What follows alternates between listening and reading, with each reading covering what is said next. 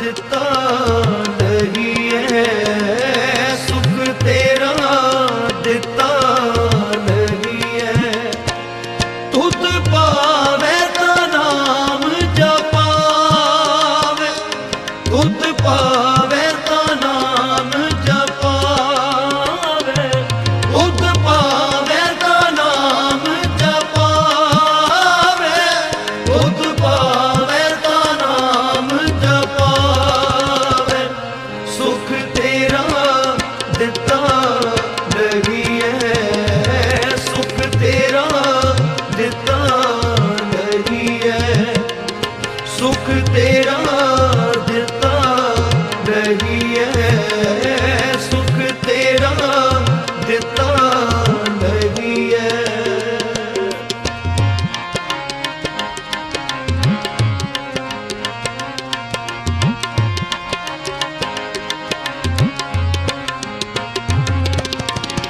पार ब्रह्म परमेश्वर सतगुर आपे करने हारा,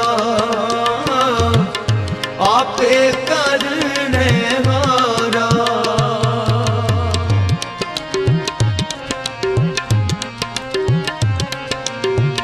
पार ब्रह्म परमेश्वर सतगुर आपे करने हारा, आपे करने हारा। चरण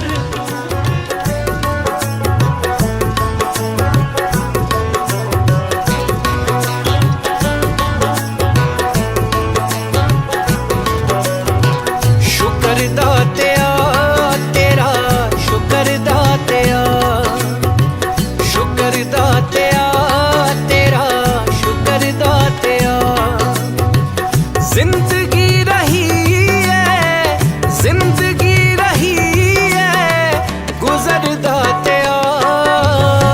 शुक्र दातिया तेरा, शुक्र दातिया, शुक्र दातिया तेरा, शुक्र दातिया, शुक्र दातिया तेरा, शुक्र दातिया।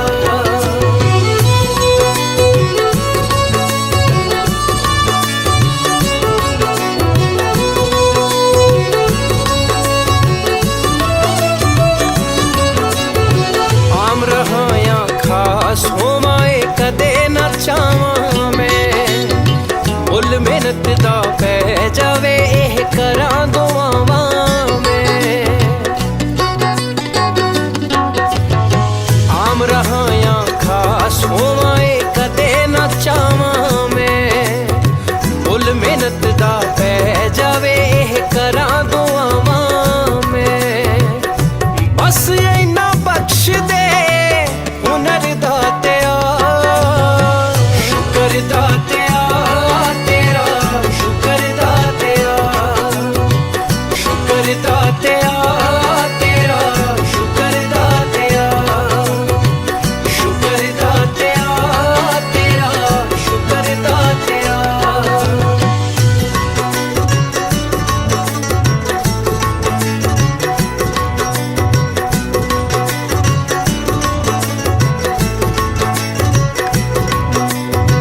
ਇਹ ਸ਼ੌਹਰਤ ਦੀ ਪੌੜੀ ਇੱਕ ਦਿਨ ਡਿੱਗ ਹੀ ਪੈਣੀ ਏ, ਇਹ ਪੈਸੇ ਦੀ ਦੌੜ ਤਾਂ ਗਿੱਲਾ ਚੱਲਦੀ ਰਹਿਣੀ ਏ। ਇਹ ਸ਼ੌਹਰਤ ਦੀ ਪੌੜੀ ਇੱਕ ਦਿਨ ਡਿੱਗ ਹੀ ਪੈਣੀ ਏ, ਇਹ ਪੈਸੇ ਦੀ ਦੌੜ ਤਾਂ ਗਿੱਲਾ ਚੱਲਦੀ ਰਹਿਣੀ ਏ। ਮੇਰੇ ਪੱਲੇ ਪਾ ਦੇ ਤੂੰ ਸਬਰ ਦਾਤਿਆ, ਸ਼ੁਕਰ ਦਾਤਿਆ ਤੇਰਾ, ਸ਼ੁਕਰ ਦਾਤਿਆ, ਸ਼ੁਕਰ ਦਾਤਿਆ ਤੇਰਾ, ਸ਼ੁਕਰ ਦਾਤਿਆ, ਸ਼ੁਕਰ ਦਾਤਿਆ ਤੇਰਾ, ਸ਼ੁਕਰ ਦਾਤਿਆ, ਸ਼ੁਕਰ ਦਾਤਿਆ ਤੇਰਾ, ਸ਼ੁਕਰ ਦਾਤਿਆ। जिंदगी रही है, जिंदगी रही है गुजर दातिया।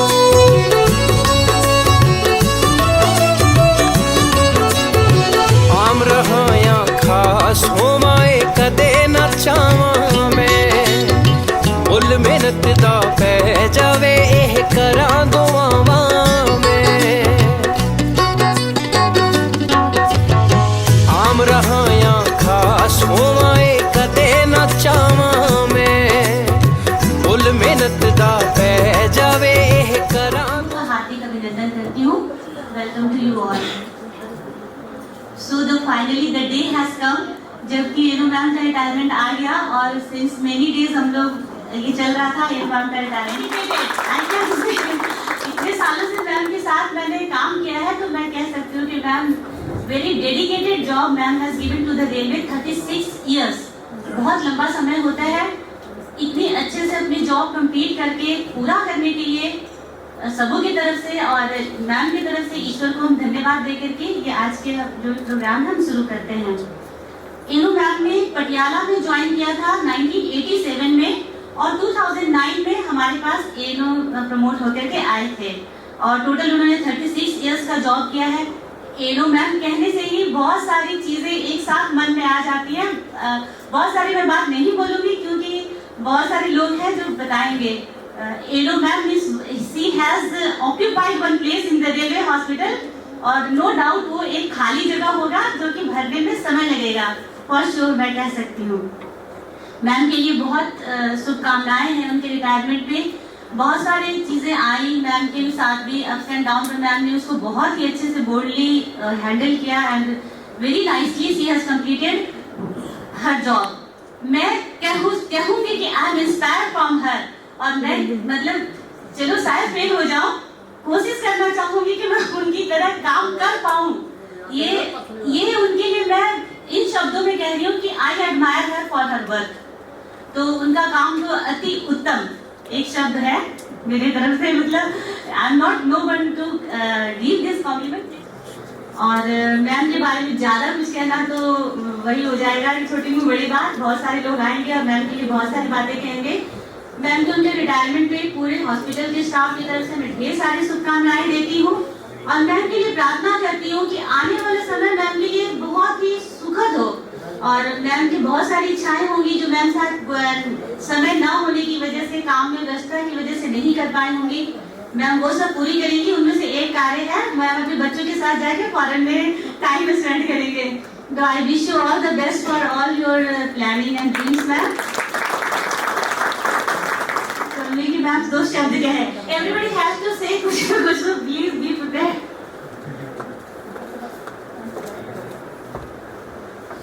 मैम एसीएमएस और एनो मैम मैं जब से यहाँ पे ज्वाइन किया और एनो मैम ने भी शायद आगे पीछे मतलब ऑलमोस्ट सेम टाइम पे हम लोग यहाँ पर हैं तो तब से एसोसिएशन रहा और एनो मैम का काफ़ी एडमिनिस्ट्रेटिव वर्क काफ़ी डिफरेंट था एज एन एएनओ। जैसे पहले हम चीफ मैट्रन या वो देखते थे उस हिसाब से जब एएनओ आए तो बहुत चीज़ों में फ़र्क पड़ा।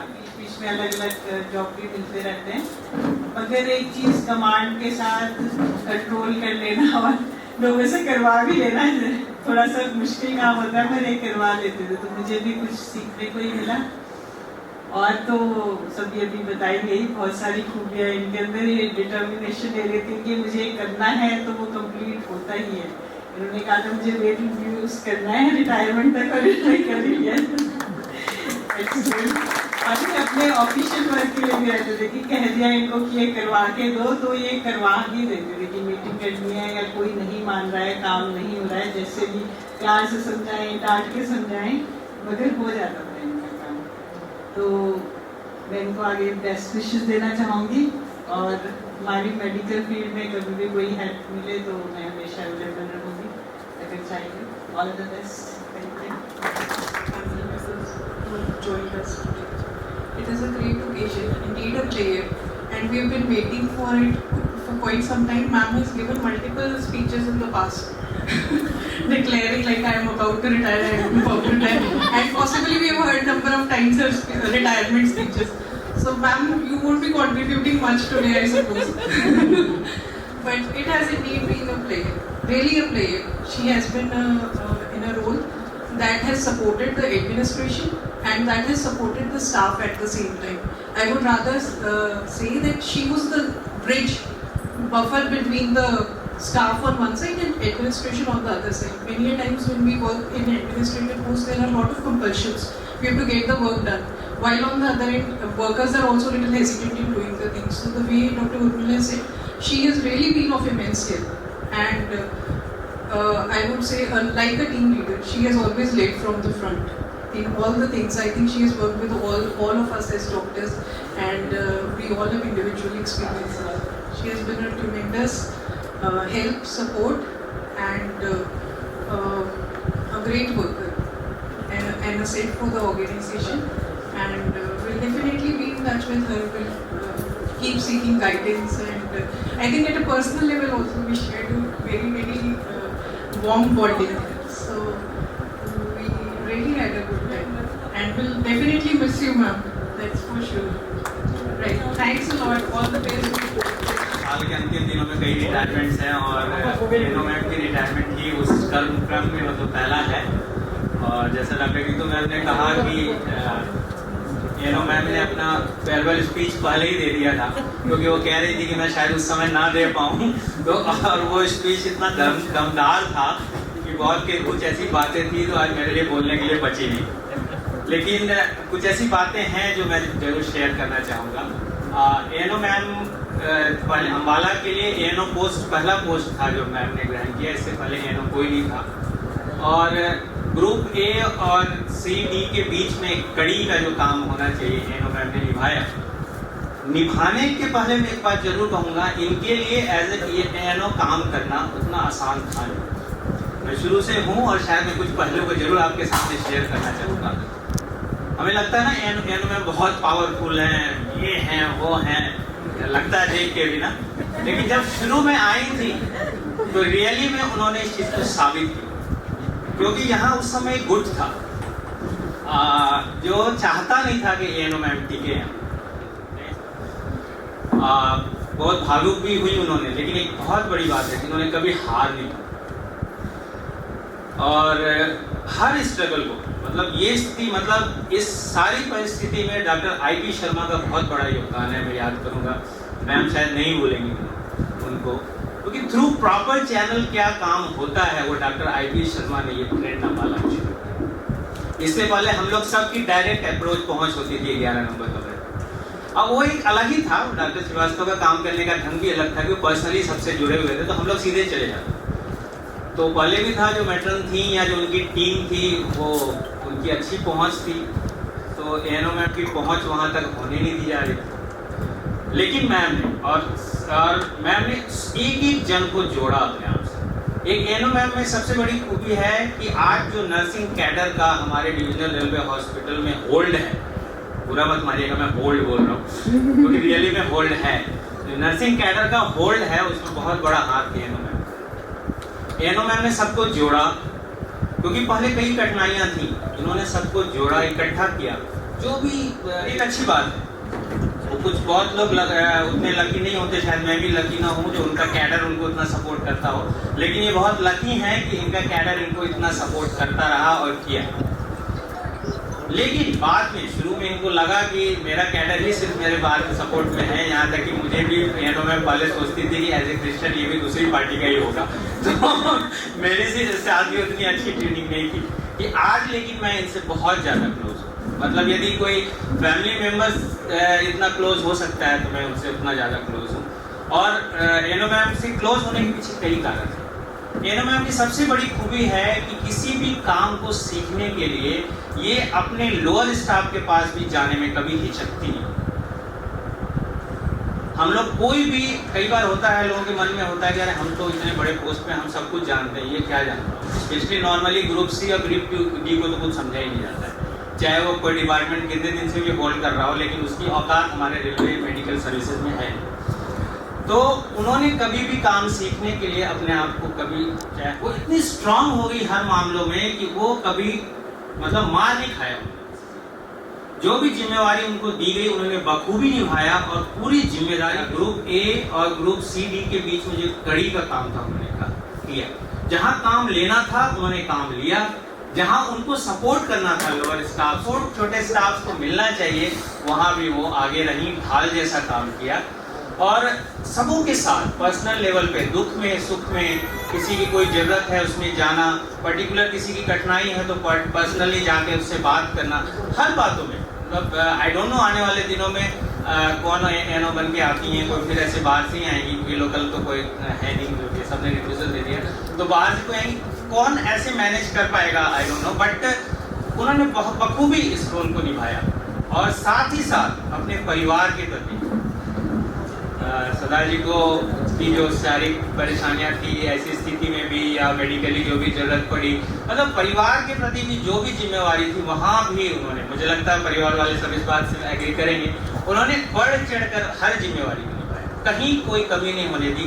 और ऐसा भी नहीं हुआ कि परिवार का कोई काम रहा इसके कारण एडमिट। मुझे याद है एक बार साहब रोटरी हॉस्पिटल में उन्होंने आके यहाँ पे, मैंने देखा, मैंने कहा मैम सर तो हॉस्पिटल में, कह रहे नहीं नहीं ये फाइल था ये पहुँचवा, जबकि कई ऐसी फाइलें भी थी जो मैं कुछ शायद ज़्यादा बोल रहा हूँ, हो सकता बुरा नहीं मानिएगा, कुछ अच्छी बातें इसलिए शेयर कर रहा हूँ क्योंकि आगे अगले जनरेशन के लिए भी इसे सीखने का मौका मिलता है। कई बार ऐसा होता था, कई फाइल वो तैयार करती थी, नोटिंग वो करती थी, लेकिन वो आगे कोई और लेके जाता था तो बड़े ऑफिसर्स यही समझते थे कि उसने किया है, लेकिन करने वाली ये होती थी। लेकिन उन्होंने कभी आगे होके कहा भी नहीं कि मैंने करवाया, ये भी एक खूबी थी। और अब ज़्यादा नहीं बोलूँ, मैंने तो बहुत कुछ हो जाएगा बोलने के लिए। मेरे तरफ से बहुत बहुत शुभकामनाएं, आप स्वस्थ रहिए, फिट रहिए, आपका परिवार देख के हम लोग ऐसे आनंदित हैं, यही प्यार और यही स्नेह बना रहे, हम सबों की शुभकामनाएं आपके साथ हैं। धन्यवाद। छोटे से टाइम में आपने बहुत सारी पुरानी बातों का एक ग्लैंस हमारे दुकान पे डाला। मैं अभी रिक्वेस्ट करूंगी डॉक्टर फवाद आ सकते हैं, कोई सिस्टर्स की तरफ से या कोई भी सर से रिक्वेस्ट करूंगी सर प्लीज 2 शब्द समीक्षक महोदय, मैट्रिक जी, साथियों,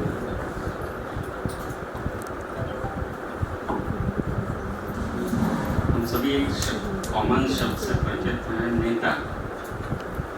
सुनते हम तो दिमाग में क्या आते हैं, बस नेगेटिव कनोटेशंस आते हैं।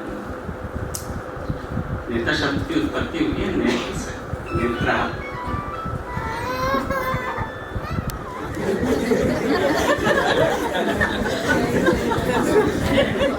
कोई भी प्लेन ना राडार से बाहर नहीं जाता। सिस्टर के बारे में जब कभी मैं सोचता हूँ तो नेता शब्द जो है नेत्रा से आया है, मतलब एक ऐसा व्यक्ति जो कि समाज को, अपने साथ के लोगों को दिशा दिखाए। नेत्र का जो काम है, देखना, दिखाना। सिस्टर जी को शायद याद नहीं होगा, सिस्टर मैंने आपको कहाँ देखा था सबसे पहली बार?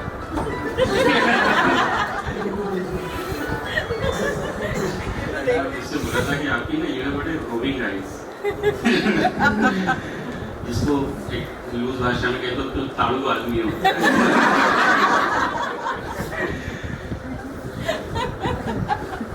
सिस्टर की ये बंसी लगा, जैसा कि मतलब मैं पीछे सरदार जी दिखे तो अंदर चला गया। अच्छा हुआ अंदर चला गया, यहाँ आया तो पता चला सरदार जी ने पंजाब की जो डिस्ट्रिक्ट था उसमें काफी भूमिका निभाई, पंजाब को हमारे हाथ में रखने के लिए। तो मैंने कहा अच्छा ये पंगा नहीं, ये उनकी बात हो गई। यहाँ पे जब सिस्टर जी के काम करने का तरीका देखा तो मैं एक बार फिर वही कहूँगा कि नेता किसी शब्द को अगर आप पॉजिटिव कनोटेशंस में देख सकते हैं तो हमारी एनओ जी शायद बेस्ट एग्जाम्पल होगी समझने के लिए कि एक नेता कैसे होना चाहिए। कई बार ऐसा होता है कि आपको इज्जत मिलती है आपके पद के कारण, ठीक है, आप एक पोस्ट होल्ड करते हैं, people start respecting you, one find it, क्योंकि उस व्यक्ति से जो भी उस पद पे पदासीन है उससे आपका काम निकलना है, ठीक है। तो आपकी छुट्टी सेंशन करनी है, आपकी फाइल आगे बढ़ानी है, आपके प्रमोशन है, आपके CR है, वो कारण भी होगा सिस्टर जी डेफिनेटली। एक आपका आदर किया जाता है आपके काम के कारण, आप कितने अच्छे से होल्ड करते हैं, कितने अच्छे से काम करते हैं। तो 10 साल से सिस्टर जी को काम करते हुए देख रहा हूँ, लेकिन डेफिनेटली से कि वो पद के कारण नहीं है, स्टाफ आपको रियली बहुत रेस्पेक्ट करता है, साथ में डरता भी। This is something I can say, क्योंकि सिस्टर जी को अगर काम दें तो स्टाफ में text of and doing the work. Sister ji की दूसरी खूबी थी, मुकुल जी ने बोली कि सिस्टर जी आप पटियाला में थी। मैं दूसरे तरीके से कहूँगा कि सिस्टर जी अपने नीचे भी बहुत अच्छे संबंध रहे, बहुत मुश्किल होता है कई बार ना कि मैनेज नहीं कर पाता। तो सिस्टर जी ने डॉक्टर मूलनारायण से भी बहुत अच्छी बना के रखी। अब जो लोग मूलनारायण जी को नहीं जानते वो नहीं समझ पाएंगे कि कितना मुश्किल है उनके साथ काम करना। मैंने किया है। फिर डॉक्टर विद्या शंकर से भी अच्छी थी। फिर डॉक्टर आनंद के टाइम में तो बहुत ही अच्छी थी। तो मतलब समय के हिसाब से मतलब एक अच्छे एडमिनिस्ट्रेटर को, जैसे कई बार मेरी वाइफ मुझे समझाती है, आपको जल की तरह होना चाहिए। जिस पात्र में वो जल रखा जाए उस पात्र का आकार ग्रहण कर लेता है। तो उसके जवाब में मैं कहता हूँ कि फिर आपकी खुद की क्या क्वालिटी बची। तो जिस पात्र में रही उस पात्र के हिसाब से अनुरूप से अपने आप को ढाला, क्योंकि इतने लंबे समय के सेवा काल के बाद मुझे समझ में आया कि लड़ना या पढ़ना कई बार जरूरी नहीं होता, कई बार जरूरत भी होती है उस चीज़ की, लेकिन काम निकलवाने के लिए आपको झुकना भी पड़ता है या विनयशील भी होना पड़ता है। और आपको क्योंकि एडमिनिस्ट्रेशन में आपको काम निकलवाना है, आप पढ़ जाएंगे काम अटक जाएगा। तो सिस्टर जी ने वो बहुत अच्छे से किया। और सरदार जी से मतलब सिस्टर जी मेरी पत्नी से बहुत अच्छी बनती है, तो मैं तो हमेशा डरते रहता हूँ सिस्टर से। और पारिवारिक रूप से हमारे अच्छे संबंध हैं। सरदार जी से लास्ट टाइम मैं शादी में मिला था तो मुझे दुख हुआ, शायद डिमेंशिया की केस में सरदार जी पहचान नहीं पाए उस दिन, तो शायद आज भी नहीं पहचान पाए हैं। सिस्टर लेकिन बहुत अच्छे से केयर करती हैं। बच्चे इनके दोनों बहुत अच्छे हैं, बहनें बहुत अच्छी हैं। अभी थोड़े दिनों पहले दादी बनी है सिस्टर जी, तो वो एक अलग ही सुख है अपने पोते पोतियों को देखकर उनको खिलाना। और अब सिस्टर का एक लंबा समय अभी स्वस्थ हैं, काफ़ी हद तक सरदार जी की सेवा में ही बीतेगा। हम सभी परिवार के सदस्य हैं। तो सिस्टर ये तो मैं हमेशा हर एक के बारे में कहता हूँ कि अगर मुझे आपसे ये कहना पड़े कि कभी ज़रूरत हो तो मुझे याद कर लेना, तो शायद मेरे आपसे संबंध अच्छे नहीं है।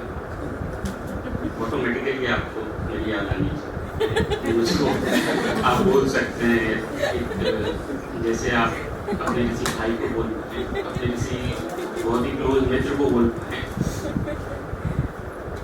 परेशानी के क्षण में जो याद आता है वो शायद सचमुच आपके क्लोज होता है, तभी वो आपके पास याद आता है। इसलिए मैं आमतौर पर नहीं बोलना चाहता है कि आप याद करना कोई परेशानी हो। और जिस प्रोफेशन में हम हैं उस प्रोफेशन में मैं कदापि नहीं चाहता कि आप मुझे याद करें, क्योंकि स्वस्थ रहें, मस्त रहें। और आपके लिए हमेशा मतलब आमतौर पर हमेशा विदाई में मैं छोटी सी लिख के लाता हूँ या पढ़ता हूँ।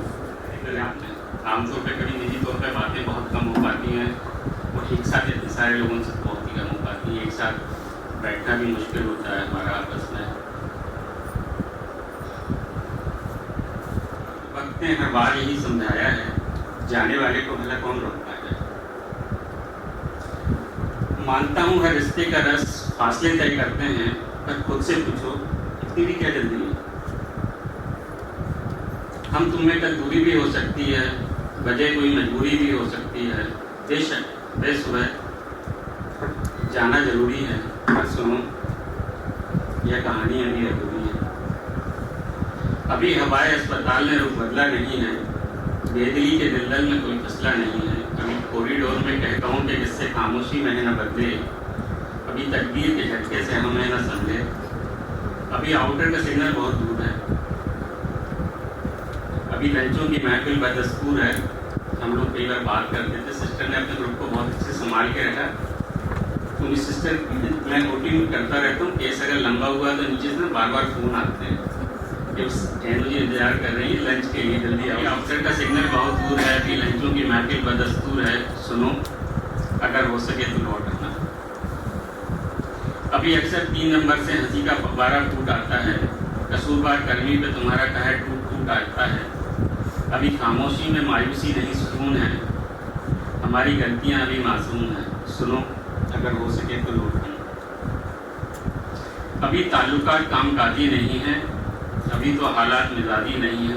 चले जाना हुआ सिग्नल अब खराब ही तो नहीं है, चले जाना पर दिल ये भरा भी नहीं। सबका एक स्टेशन है, finally we all will reach that station, we will get has. Even हो सकता है कुछ लोग डायरेक्टली वर्टिकली रिटायर होते हैं। सबका एक स्टेशन है, बस लाइनों में फ़र्क है। माना आज जाना जरूरी है, पर बस मेरी एक शर्त कि सुनो, हो सके तो लौट आना। यूं ही कभी टहलते हुए, यूं ही कभी बहलते हुए, हो सके तो लौट आना, और अगर ना लौट पाओ तो बस हमें मत भूल जाना।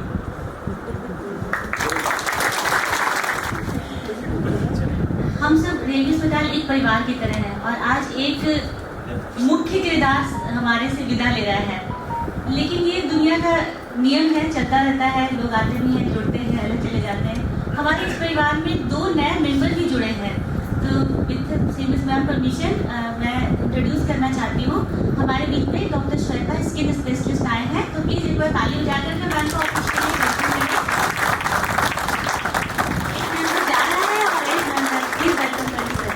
Thank you sir. मेरा नाम कमल है, मैं अनडाइगोस था, तो अभी मैं ऑस्ट्रेलिया से 2 वीक यहाँ आए हुए। First of all good afternoon to CMS ma'am and to all the doctors and staff. Thank you everyone for your kind words first of all. And मैं छोटी सी स्पीच दूँगा कि हमें जो आपने जो भी कहा, I'm totally agree with it because मम्मा ने जो घर और ऑफिस का इतना अच्छा बना के रखा कि हमें भी वैसे ही, जैसे आपने सबने बताया कि मम्मा ने छोटे हर स्टाफ को रिस्पेक्ट दी, so to the doctors same thing हमारे में वो थी कि हमें जब भी मम्मा की लोड होती थी, हमें she was just one phone call पे, तो एक फ़ोन करते थे, हमें भी वैसे इंस्पायर करते थे और यही कहते थे कि कोई नहीं, मैं हूँ, तुम प्लीज़ अगर मैं इस उम्र में ये कर सकती हो तो तुम तो अभी छोटे ही हो, चुप करके करते रहो, कुछ नहीं होगा। जब भी हम डोलते, मतलब मेरी थोड़ी हिंदी वो डोलते थे और मम्मा में फ़ोन करते थे, कुछ नहीं होया, मैगी है तो ये देखो अपना, she was every time close to us and हमें हर मोमेंट में इंस्पायर करते थे कि डू बेटर इन लाइफ और करते रहो कि आगे जाके फिर be another book in the call in male version and in my wife in the call, उसमें भी वो भी सेम ही बन गई है। चलो थैंक यू एवरीवन एंड आओ। मम्मा को मैं बोलता था कि मम्मा वीकेंड आ गया तो मैं गल कर ली है, ਹੁਣ मैं कहूँगा कि ਹੁਣ ਕੱਲ ਤੋਂ ਤੁਹਾਡਾ every day is weekend, so thank you. ਇਸ ਤੋਂ ਸਾਡੇ ਲਈ ਐਵਰੀ ਡੇ ਅਵੇਲੇਬਲ ਹੋ ਤੇ now it's our turn, gonna look after you. Thank you. मैं इसमें ऐड करना चाहूँगी, जैसे इन्होंने कहा कि हमें इंस्पायर करते थे, तो हम लोग जैसे बहुत जूनियर हैं, बहुत सारी चीज़ें हेलो मैम से बहुत सीखी है, पर्सनली मैंने बहुत कुछ सीखा है। मैम के लिए एक छोटी सी शायरी, ये दौर खत्म हुआ तो क्या हुआ, ये दौर खत्म हुआ तो क्या हुआ, एक और नए खूबसूरत दौर की शुरुआत होगी, इसमें भी कुछ बात है और उसमें भी कुछ और बात होगी। तो श्योर मैम को आने वाला समय बिल्कुल अच्छा होगा, बहुत सारे बेस्ट विशेष के साथ मैम को हम बेस्ट विशेष दे रहे हैं। मैं इसके साथ में एसएमओ सर डॉक्टर अतीक से रिक्वेस्ट करूँगी, सर प्लीज 2 शब्द कहें। डॉक्टर पवार, सभी डॉक्टर्स और स्टाफगण और आज के मुख्य अतिथि बोले क्या बोलते हैं आकर्षण कि मैं कुछ इसमें ऐड कर सकूं। बस मैं यही कहूँगा कि मतलब एक आदमी में कितनी खूबियाँ हो सकती हैं, मतलब मैं ये सोचता हूँ तो वो मतलब मैंने काफ़ी खूबियाँ उनके अंदर देखी, मतलब वो फैमिली को कैसे मैनेज करना है, अपना हॉस्पिटल में एडमिनिस्ट्रेशन कैसे चलाना है, एडमिनिस्ट्रेशन में भी जूनियर्स से कैसे हैंडल करना है, सीनियर्स को कैसे हैंडल करना है, दोनों के बीच में कैसे बोलते हैं समन्वय स्थापित करना है, वो ये काफ़ी अच्छा इनके अंदर ये चीज़ें थी। और एडमिनिस्ट्रेशन के क्लिनिकल साइड तो हमने देखी नहीं, एनो मैन भी हुई, सीधे एनो बन के यहाँ पर आई थी, तो हमने एडमिनिस्ट्रेशन साइड देखी इनकी, और वो भी मैंने फिर 1 ही साल से मैं एडमिनिस्ट्रेशन देख रहा, तो तब मैंने ज़्यादा गौर किया, अदरवाइज तो मैं ज़्यादातर अपने क्लिनिकल वर्क में बिजी रहता था, तब भी हम लोग की मुलाकात नर्सिंग स्टाफ के साथ होती रहती थी। तो इनकी सबसे अच्छी बात है कि कोई भी इनको कोई भी टास्क दिया जाए, वो टास्क लेते वक्त कभी इन्होंने ये नहीं कहा कि मैं ये नहीं करूँगा, कि ये मेरे लिए नहीं है, ये कोई और करेगा, ये मैं क्यों करूं। कभी नेवर नो तो बोला ही नहीं, अगर ये भी नहीं कहा नहीं होगा, बिल्कुल बहुत अच्छे तरीके से। मतलब इवन मैंने देखा कि लास्ट 2-3 मंथ से शायद मैम काफ़ी परेशान थी अपने हस्बैंड की डिजीज को लेके, तो उनका जो मैक्सिमम टाइम था वो उनकी सेवा में ही ज़्यादा जा रहा था, और एडमिनिस्ट्रेशन थोड़ा सा मैं कहूँगा हल्का सा वो उसको उतना टाइम नहीं दे पा रही थी। उसके बावजूद भी इन्होंने काफ़ी अच्छा काम किया। मैं तो कहूँगा कि जैसे हमारे लीनन का कॉन्ट्रैक्ट है, जो आपका सिक्योरिटी की फाइल थी, तो ये सब चीज़ें इन्होंने इसके बीच में भी अच्छे से उसको निकाला आगे। तो ये होना चाहिए। मतलब मैं चाहता हूँ कि अब ये चले जाएंगे तो बहुत बड़ा गैप क्रिएट हो जाएगा, इस जगह उस तरह चीज़ों को आगे लेके जाएगा या मैनेज करेगा। तो आइडियली तो जितना हमारा सीनियर नर्सिंग स्टाफ है, मेट्रन्स हैं, जो इनको जैसे ऋतु ने बोला, आपको मतलब लर्न करना चाहिए, इसी तरह से अपने आप को डेवलप करना चाहिए जैसे इन्होंने अपने आप को डेवलप किया। ये मतलब गाइडेंस इनसे लेते हुए आपको वो सब चीज़ें एक्वायर, मैं इनको खुद कहता था भैया अपना तैयार करके जाओ किसी को पीछे, वरना आगे हम लोग को बड़ी प्रॉब्लम होने वाली है। तो ये कोशिश करती थी, करी भी इन्होंने। और जो लोग इसमें आपका अपना भी इंटरेस्ट होना चाहिए, कोई ज़बरदस्ती तो सिखा नहीं सकता किसी को, तो आप उससे भी सीखना चाहोगे तो वो है। तो मैं चाहूँगा कि सबको इनको एक आइडियल मानना चाहिए। मतलब she is perfect administrator as well as मतलब जो आपका नर्सिंग स्टाफ है उसके पॉइंट ऑफ व्यू से, तो वो है ये अपनी। बाकी फैमिली का मैंने आपको बताया कि कैसे उन्होंने अपने बच्चों की केयर की, कैसे अपने हस्बैंड की केयर की। बच्चे वेल सेटल्ड हैं ऑस्ट्रेलिया में, हस्बैंड की अपनी केयर कर ही रही हैं। तो ये सब चीज़ें भी अच्छी हैं। मैं अब पास ज़्यादा भी बोलने के लिए है नहीं, मैं सिर्फ यही कहूँगा मैम आपके स्वास्थ्य जैसे आप स्वस्थ हैं, आगे भी स्वस्थ रहें, आपके हस्बैंड का स्वास्थ्य और बेहतर हो, और ऊपर वाला आपको और खुशियाँ दें। और कोई भी किसी तरह की ज़रूरत अगर हमारी आती है तो हम we are here to help you out. Thank you very much. Loss ही है एक तरह से, क्योंकि मेरा एक वर्किंग हैंड कम हो रहा है एंड लेकिन गवर्नमेंट जॉब में आने का टाइम भी फिक्स है आयु सीमा और जाने का भी है। लेकिन एक फैमिली को सेटल करके खुद भी एक अच्छी हेल्थ के साथ आज के टाइम में और एक अपने कैडर में एक सबसे हाईएस्ट पोस्ट के ऊपर से सुपरिटेंडेंट होना भी बहुत कम लोगों की किस्मत में आजकल के टाइम में होता है। और भूपेंद्र जी वन ऑफ देम। मैंने जब ज्वाइन किया था यहाँ पर तो मैडम ये छुट्टी पर ही थी तब, तो मेरी एप्रीहेंशन होती थी कि भाई ये लोग तो है लेकिन कौन है क्या है, अभी छुट्टी पर है, पता नहीं कैसे वर्किंग है। फाइनली वन डे जब मुझे ज्वाइन तो इनको देखते ही मैं ना तसल्ली होकर बैठ गई कि चलो ठीक है, जितना मेरा टेन्योर है अब अच्छा निकलेगा, क्योंकि इनकी पर्सनालिटी से ही लग गया कि नहीं एडमिनिस्ट्रेटिव नॉलेज अच्छी है, चाहे वो क्वालिटी टाइम कम दे पाएंगे लेकिन जितना देती उसमें अच्छे से ही कर पाएंगे। क्योंकि घर की परेशानियाँ भी थी जो हमने अंडरस्टैंड की, तो नहीं ठीक है आप दोनों तरफ बैलेंस करिए, घर का भी आप देखो, ऑफिस में भी जितना टाइम आते हो आप टाइम में उतना आप चाहे 1 घंटा ही काम करो लेकिन पूरा आप, और उन्होंने पूरी बेखूबी से निभाया भी है। मेरी तो विश थी कि जब तक मेरा टेन्योर होता है मेरे साथ ही रहें तो हमारा भी गोल्डली टाइम निकल जाए अच्छे से, जो मैं एक पार्ट मिस करूँगी। बट एक जब हम लोग मेडिकल कॉलेज में होते थे ना तो एक जब वार्ड में राउंड के जब एक बड़ा फोबिया था, हमें अपने बॉसेस से डर नहीं लगता था, लेकिन वहाँ पे जब वो एनो इंचार्ज और एक मेट्रन अच्छी हैवी बिल्ड से लंबा सा कोट पहना और उनके साथ सिस्टर्स भी आ रही हैं और सब डरते हुए दूर से देख रहे हैं, तो पेशेंट भी टाइप हो गए नहीं, हमें लगता था यही हॉस्पिटल के इंचार्ज है, यही सबसे बड़े डॉक्टर है। तब स्टूडेंट को इतना ही आइडिया होगा कि ये नर्सिंग कैडर के अलग इंचार्ज है और डॉक्टर्स का अलग है। तो एक वो माइंड में पिक्चर थी। जब मैंने रेलवे में ज्वाइन किया तो इन्हीं की तरह पर्सनैलिटी मुझे फर्स्ट डे ही दिल्ली डिवीजन में मिली। मैडम भाटिया होती थी, टिपिकल ऐसी पर्सनैलिटी जो ऑल मल्टीपर्पज़, चाहे वो ऑफिसर्स वाला काम हो, चाहे यूनियन का हो, चाहे किसी स्टाफ की सुख दुख का प्रॉब्लम है, रात के 12 बजे में कोई प्रॉब्लम आ रही है तो मैडम भाटिया है तो मीन्स काम सॉल्व हो जाएगा। उसके बाद जब मैंने यहाँ अम्बाला ज्वाइन किया तो उन्हीं की एक डुप्लीकेट मेरे को यहाँ मिली, भूपेंद्र, और इनका वर्क देख के लगा कि नहीं, जो एक होना चाहिए, जो कॉलेज टाइम से जो एक इमेज थी ना, शी इज़ लाइक दैट।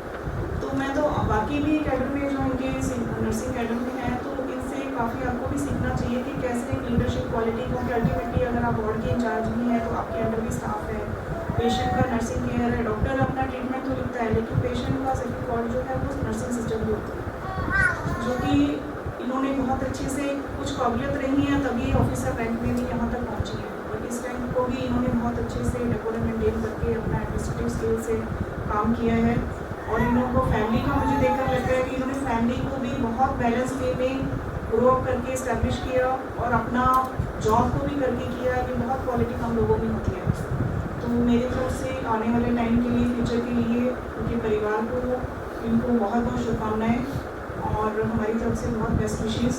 अब गवर्नमेंट जॉब के रहेंगे इसमें तो एक पार्ट अलग हुआ है, लेकिन as a personal we are main in top इसमें। All the best. Thank you so much.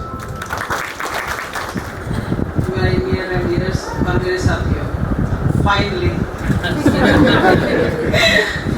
मेरी जो रेल का सफर है अपनी मंजिल पे पहुंच ही गया। मैं तो कूदने के लिए भी तैयार थी और चेन खींचने के लिए भी तैयार थी। थैंक्स टू CMS मैम और ACMS सर, इन्होंने मुझे रोका कि नहीं भाई, जैसा चलता है वैसा चलने दो, तुम घर को भी देखो और ऑफिस को भी देखो। Thank you ma'am, thank you sir.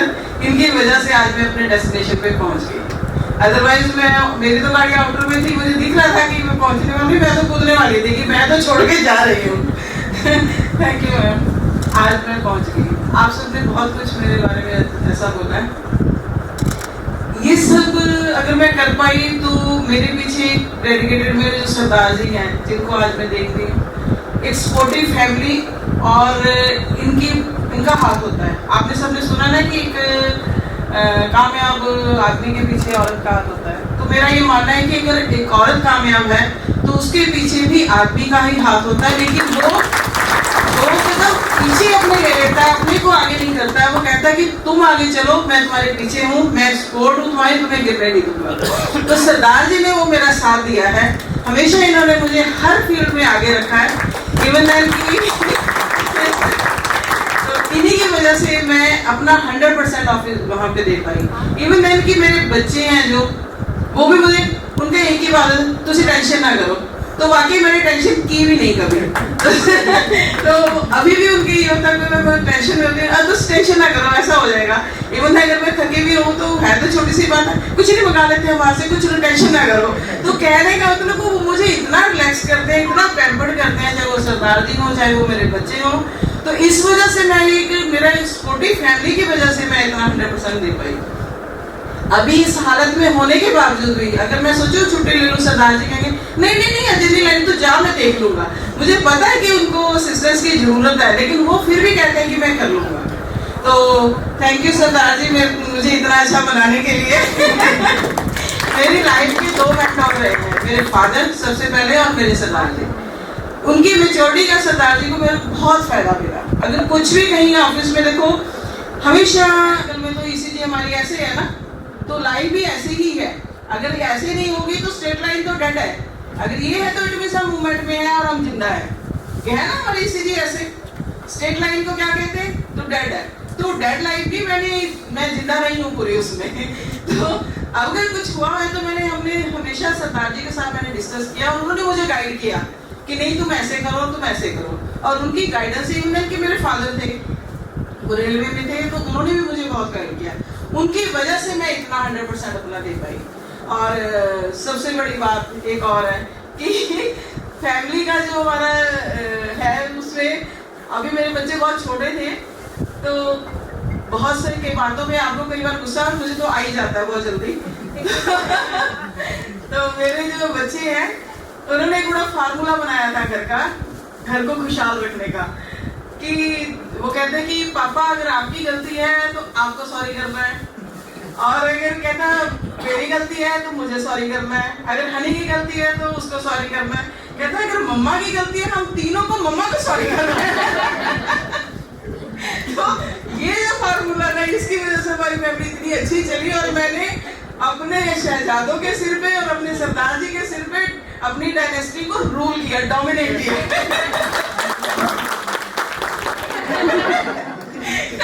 मैंने कहा नहीं मैं तो डोमिनेट ही करूंगी, मैंने सुना नहीं। अब जो ये टाइम है ये अब मेरा पे बैक का टाइम है, चाहे वो केयर हो। अब मुझे क्योंकि उनकी हेल्थ की वजह से थोड़ा उनका वोकल का इश्यू है, मुझे बहुत ध्यान से सुनना पड़ता है कि वो क्या कह रहे हैं। पहले जो सारी सुना दी, जो नहीं सुना मैं पूरा टाइम दूंगी आप क्या कहते हैं। और पूरी इस लाइफ में बहुत से लोगों ने मेरे को हेल्प किया है, मैंने बहुत से लोगों से सीखा है। जैसे इन्होंने कहा, मुकुल जी ने कहा, रितु ने कहा, मैम ने, बहुत से लोग, मतलब मुझे कभी शर्म नहीं हुई, महसूस नहीं हुई। मुझे लगता है कि अगर कोई काम गलत करने से बेटर है कि किसी से पूछ के कर लो जो उसका माहिर है। और उसके लिए टिपिकल आपको पता होता है कि आपको पता होना चाहिए कि कौन आपको सही सलाह दे सकता है। स्पेशलिस्ट में मैं मुकुल जी का एक नाम लूंगी, गुप्ता जी का नाम लूंगी, कैलाश जी को तो आज तक भी नहीं हम छोड़ते। अगर कोई कॉन्ट्रैक्टरी फाइल होती है तो हम उनको घर पे फोन करते हैं। इवन देन की डॉक्टर भरत से भी हम बहुत बात करते हैं, कोई वो तो डॉक्टर प्रसाद से भी पूछते हैं। तो आपको पूछ के काम करने में कोई शर्म नहीं होनी चाहिए। आपको लगता है गलत करने से बेटर है कि सही कर लो, और मैंने कोशिश की कि सबसे पूछ के मैं अपना काम करूं, और तभी आप इतना कह पाए हो कि हाँ मैंने बहुत अच्छा किया है। थैंक यू आप सबका। और रेलवे में जैसे कह रहे हैं कि मैंने बहुत काम किया, इसमें मैं स्पेशल बंसल जी का भी नाम लूंगी। पीवराज वालों ने तो मुझसे बहुत ज्यादा काम लिया है मेडिकल के अलावा। उन्होंने तो ये था कि मुझे ऐसे लग रहा था कि अगर बाई चांस ये हॉस्पिटल प्राइवेट भी होगा तो मुझे वो पीवराज में ही ना भर्ती कर लेंगे। उन्होंने इतने पेपर वैसे करवाए, इतने करवाए, एंड टाइम में उन्होंने मुझे टाइपिस्ट की वो पेपर भी चेकिंग करने के लिए दे दिए जो हिंदी टाइपिंग के होते हैं। उनके रहते मुझे कभी ऐसा लगा नहीं। एक जैसे बड़ा होता है ना, है तो मुझसे छोटे हैं लेकिन एक बड़े की तरह उन्होंने हमेशा मेरा साथ दिया। ट्रेन में पहले तो, अब तो ऑनलाइन है, कोई वो नहीं होता, पहले ट्रेन से जाना होता था, ट्रेन से आना होता था। तो स्पेशल बंसल जी, सरदार जी मेरे को छोड़ते थे स्टेशन पे। बंसल जी कहते जी हुण तुसी जाओ जी, हुण मेरी जिम्मेवारी है। और एंड तक उन्होंने वो साथ दिया। फिर बाद में गुरमीत मेरे साथ रहा, वो खैर छोड़ गया रेलवे। तो मतलब बहुत से लोगों ने मेरी लाया उसमें बहुत साथ दिया है। और सबसे बड़ी एक और बात है कि जो मेरी सिस्टर है छोटी और ये मेरे हस्बैंड है, इतने मतलब मैंने इनको बच्चों की तरह पाला है। शुक्र है कि जो मुझे डॉटर इन लॉ मिली हैं और जो बच्चे मिले हैं, मतलब बेटियों से बढ़ के हैं। जब बच्चों के लिए लड़कियां देखने की बात चल रही थी तो मैंने ये कहा था कि उनके साथ कुंडली मत मिलाना, मेरे साथ मिला लेना, मेरे साथ मिला लेना कि मेरे साथ बननी बहुत जरूरी है। तो टचवुड भगवान नजर ना करे कि हमारे बच्चे अभी कुछ और होते हैं तो हम तीनों की एक सलाह होती है। इवन देन केस में सिस्टर की बेटी है, सिस्टर है, तो हम सब एक होते हैं। तो भगवान का लाख लाख शुक्र है कि इतना अच्छा मुझे वो परिवार मिला है। थैंक यू लॉर्ड जी।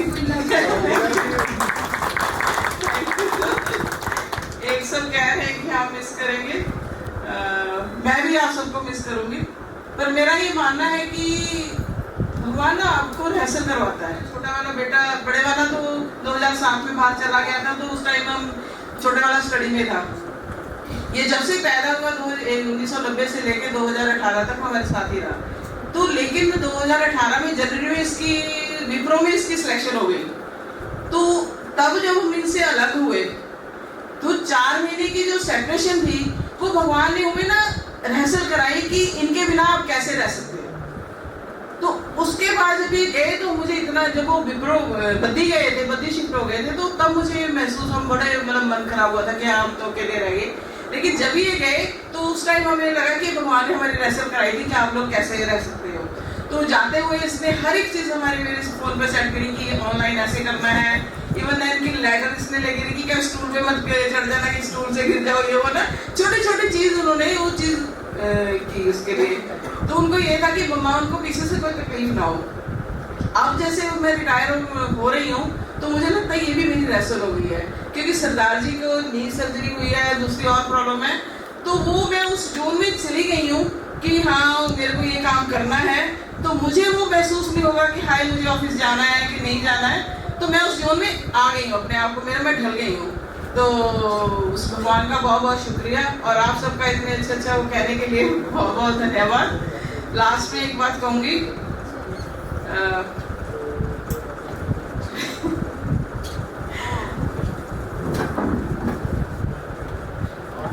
हमारे बगैर भी चलता रहेगा ये कारवां, हमारे बगैर भी चलता रहेगा ये कारवां। एक तारा टूट जाने से फर्क सुना नहीं होता। Thank you.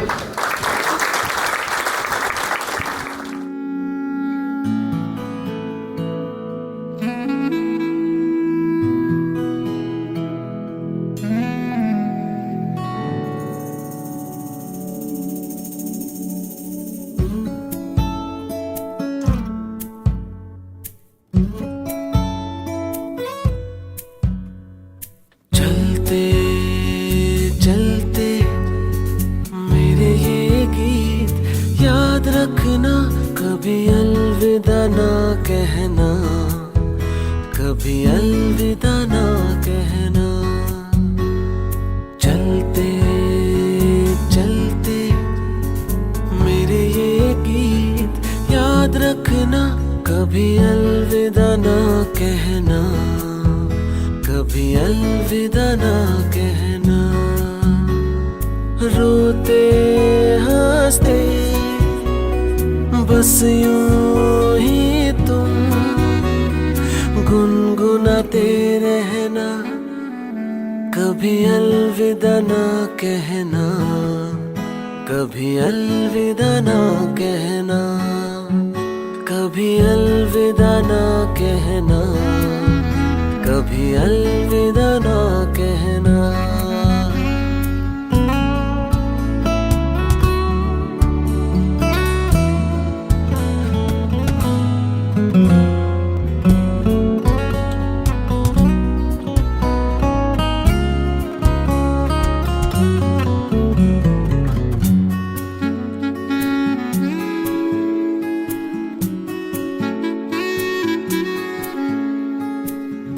करते करते हम तुम कहीं खो जाएंगे इन्हीं बहारों के आंचल में थक के सो जाएंगे। प्यार करते करते हम तुम कहीं खो जाएंगे इन्हीं बहारों के आंचल में थक के सो जाएंगे। सपनों को फिर भी तुम यूं ही सजाते रहना, कभी अलविदा ना कहना, कभी अलविदा ना कहना। चलते चलते मेरे ये गीत याद रखना, कभी अलविदा ना कहना, कभी अलविदा ना कहना।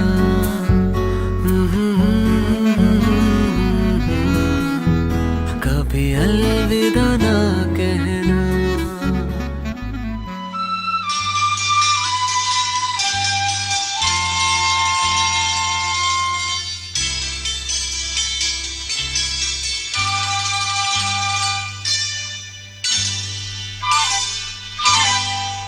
ये लम्हे ये पल हम बरसों याद करेंगे, ये मौसम चले गए तो हम फरियाद करेंगे। ये लम्हे ये पल हम बरसों याद करेंगे, ये मौसम चले गए तो हम फरियाद करेंगे।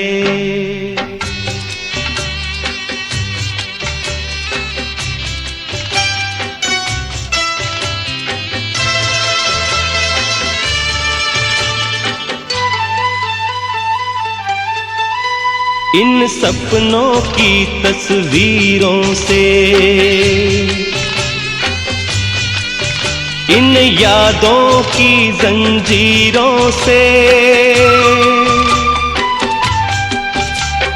अपने दिल को कैसे हम आजाद करेंगे।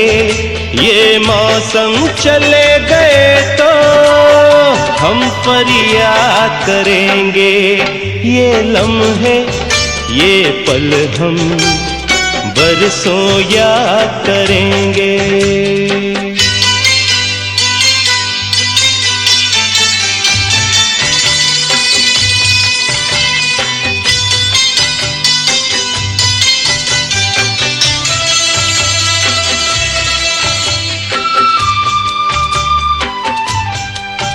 ये लम्हे तो हैं बहुत हसीन, इन लम्हों पर कुछ लिखा नहीं। ये आबाद करेंगे या बर्बाद करेंगे, ये मौसम चले गए तो फरियाद करेंगे। ये लम्हे ये पल हम बरसों याद करेंगे। ये मौसम चले गए तो हम फरियाद करेंगे। ये लम्हे ये पल हम बरसों याद करेंगे। ये मौसम चले गए तो हम फरियाद करेंगे।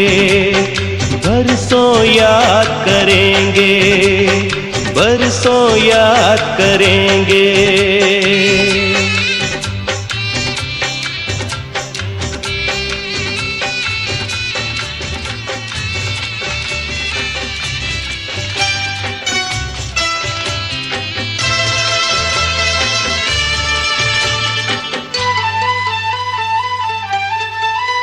इन सपनों की तस्वीरों से,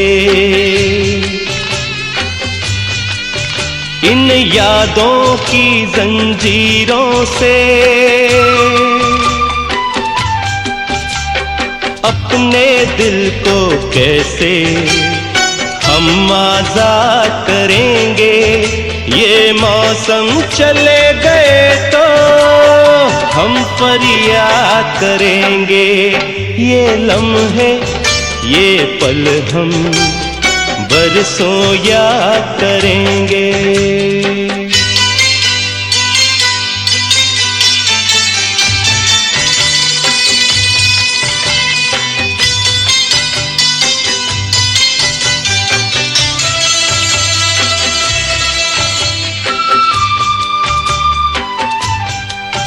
ये लम्हे तो हैं बहुत हसीन,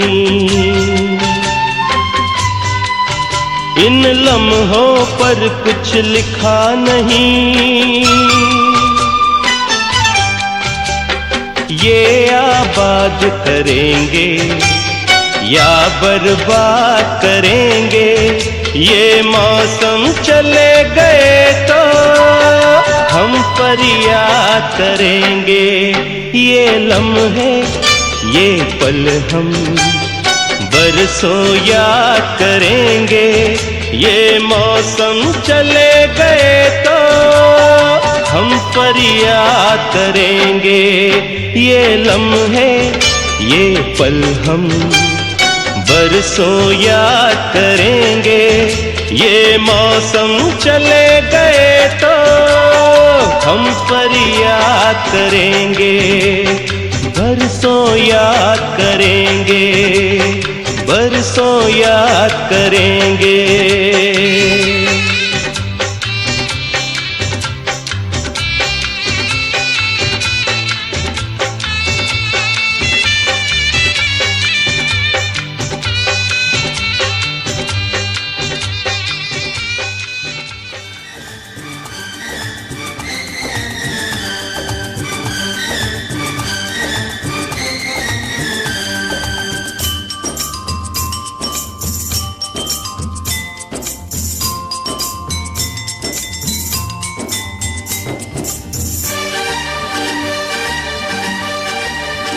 हंसते हंसते कट जाए रस्ते, जिंदगी यूं ही चलती रहे। खुशी मिले या गम बदलेंगे ना हम, दुनिया चाहे बदलती रहे।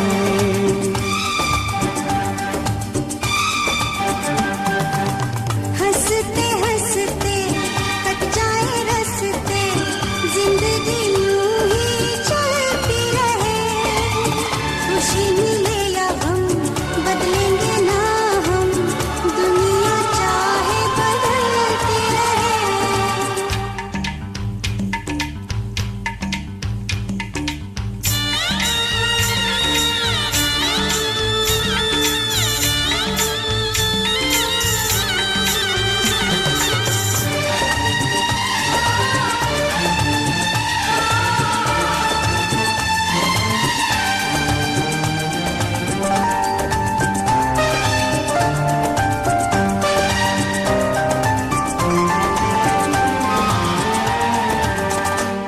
से बिजली चमके जब जब तुम मुस्काती है।